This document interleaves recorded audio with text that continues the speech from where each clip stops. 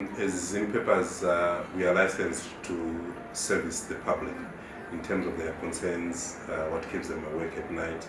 And one of the key issues that has emerged over the last couple of years is the carnage on our roads, the disorder on our roads, that we believe as a media company we need to start taking action.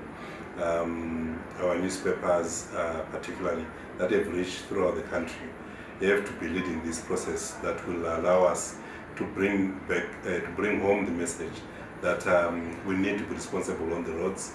We need to start cautioning our drivers that they are causing the loss of lives among the population of Zimbabwe. Roads have become unsafe, and as a media company, we want to be at the forefront of this campaign. And this conference that we are holding with different stakeholders is to ensure that we begin to talk about these things, not just in our newspapers, but also in a conference, on an event, that we can provide a platform that we can have these serious conversations and begin to bring change in our nation and on our roads. This conference is for everybody. We are all road users, whether we are pedestrians, whether we are riding on cycles, whether we are driving cars or we are passengers in a combi. We are all being affected. Every time, wherever you drive, you see this disorder.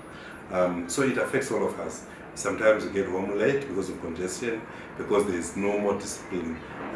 So it affects all of us. So we should come, we should listen, and we all need to play our part.